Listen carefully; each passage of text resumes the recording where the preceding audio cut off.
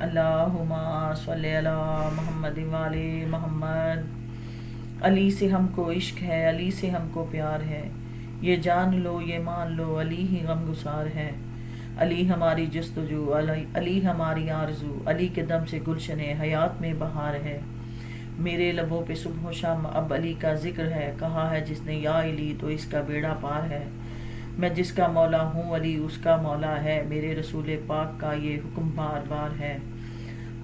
علی قسیم خلد ہے، علی قسیم نار ہے، یہ باب شہر علم ہے، یہ نور کردگار ہے۔ علی فروغ علم ہے، علی شعاع آگہی، علی معیار زیست ہے، علی شعور بندگی۔ نہیں ہے طاقت کلام علی کی مدح کیا کروں، یہ ہر انبیاء ما سلف کو بس علی سے پیار ہے۔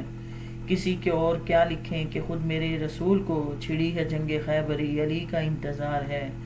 سفینہ نجات کا یہی جہاں میں ناخدا ہے، وہ جہاں میں دوزخی علی سے جس کو خار ہے۔ راہ خدا کی زندگی نصیب اپنا اپنا ہے، یہودی سے گلا نہیں نہ سحری سے نہ خار ہے۔ مکسرین سے غرض نہ غالیوں سے پیار ہے، علی ہے میری زندگی علی پہ جان نثار ہے۔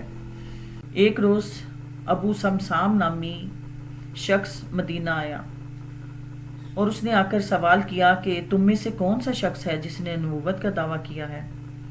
تو جناب سلمان فارسی نے آگے بڑھ کر کہا، اے عرابی، کیا تو اس روشن چہرے والے بزرگ کو نہیں دیکھتا جس کا چہرہ 14ویں رات کے چاند کی طرح چمک رہا ہے، دونوں جہان کا کو پیشوا ہے۔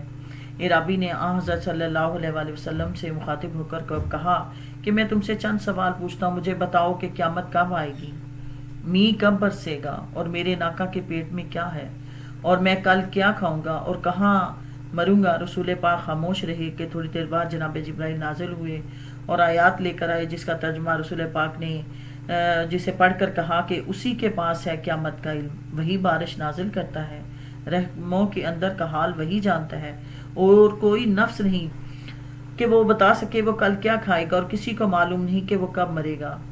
ابو سمسام نے جب یہ سنا تو اس نے ہاتھ بڑھا کر کہا کہ یا رسول اللہ، آپ ہاتھ بڑھائیے، میں آپ کے ہاتھوں پہ اسلام قبول کرنا چاہتا ہوں۔ میں گواہی دیتا ہوں کہ خداوند عالم وحدہ لا شریک ہے اور آپ اس کے نبی ہیں۔ رسول نے فرمایا کہ ابو سمسام، تم اپنے قبیلے جانا تو انہیں اسلام کی دعوت دینا، جب وہ لوگ اسلام قبول کر لیں تو تم میرے پاس آنا، میں تمہیں 80 اونٹ جن کی پیٹھ سرخ، شکم سفید اور سیاہ آنکھ والے، یمن کے بیش قیمت مال و اسباب سے لدے ہوئے اور حجاز کے مال و دولت سے لدے ہوئے اونٹوں کو تمہیں بطور تحفہ دوں گا، اور یہ مجھ پہ تمہارا قرض ہوگا۔ پھر اس کے بعد مولا علی کی طرف مخاطب ہو کر فرمایا کہ یا امیر المومنین، اس کو لکھ کر دے دو، اور صحابہ سے کہا کہ اس پہ آپ لوگ گواہ ہیں۔ ابو سمسام وہ دستاویز لے کر اپنے قبیلے کی طرف چلا گیا۔ جب اس کا قبیلہ مسلمان ہو گیا تو اپنا قرض وصول کرنے مدینہ آ گیا۔ جب وہ مدینہ پہنچا تو اسے معلوم ہوا کہ رسول پاک اس دنیا سے رحلت فرما چکے ہیں۔ اس نے لوگوں سے پوچھا کہ اب یہاں کون ہے کہ میں کس کے پاس جاؤں؟ تو انہوں نے کہا کہ آپ جناب ابو بکر کے پاس جائیں۔ تو وہ چلتے ہوئے جناب ابو بکر کے پاس آئے اور آ کر ان سے کہا کہ نبی پاک صلی اللہ علیہ وآلہ وسلم کے ذمہ قرض ہے، کیونکہ آپ ان کی جگہ ہیں تو آپ ایسا کیجئے، یہ قرض مجھے عطا کر دیں۔ انہوں نے کہا کہ کیا قرض ہے؟ انہوں نے جب سارا بتایا تو اس پر انہوں نے کہا کہ میں نبی پاک صلی اللہ علیہ وسلم نے سوائے ایک دلدل، ایک زرہ کی اور کوئی چیز ایسی نہیں چھوڑی، نہ سونا نہ چاندی، تو میں کیسے آپ کو دے دوں؟ ابھی یہ بات سننی ہی تھی کہ جناب سلمان فارسی قریب کھڑے تھے، انہوں نے ابو سمسام کا ہاتھ پکڑا اور در مولا علی پہ لے آئے۔ مولا علی نے پوچھا، سلمان، ابو سمسام کو ساتھ لے آئے ہو؟ تو وہ حیران ہو کر پوچھنے لگا، یہ کون ہے جو بند دروازے میں میرا نام جانتا ہے؟ سلمان نے کہا، یہ وہی ہے جو وسیع رسول ہے، یہی ہے جو شہر علم کا دروازہ ہے، یہی ہے جسے غروب ہوا آفتاب رسول کی خاطر واپس پلٹا، یہی شخص ہے جس کو مسجد ابرار کے صحن میں مہاجرین انصار کے سامنے سورج نے 7 بار سلام کیا۔ وسیع رسول کی تعریفیں کرتے ہوئے حجرے میں داخل ہوئے۔ ابو سمسام نے سلام کے بعد اپنے قرض کا مطالبہ کیا تو مولا علی نے فرمایا کہ مدینہ میں منادی کرا دو، اور جو بھی قرض رسول کو ادا ہوتا دیکھنا چاہے انہیں کہو مدینہ سے باہر صبح حاضر ہو جائیں۔ دوسرے دن مولا علی اپنے دونوں بیٹوں کے ساتھ امام حسن و حسین کو لے کر مدینہ سے باہر نکلے، اور کوئی کلمہ آگے بڑھ کر امام حسن کے کان میں کہا اور کہا کہ ابو سمسان سے فرمایا کہ میرے بیٹے کے ساتھ جاؤ، یہ دونوں چلتے ہوئے ایک ٹیلے کے قریب آئے، ریت کے ٹیلے کے پاس مولا کو قرض ادا کرنے کے لیے دونوں آ گئے تو عوام الناس ساتھ ساتھ تھی اور حیران تھے کہ ریت کے ٹیلے میں کیا ملے گا۔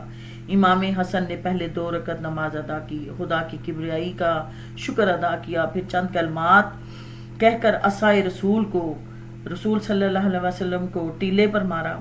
ٹیلا پھٹا اور اس کے اندر سے ایک سفید پتھر نظر آیا جس پر نور کی 2 سطریں لکھی ہوئی تھی، لکھا ہوا تھا لا الہ الا اللہ محمد رسول اللہ۔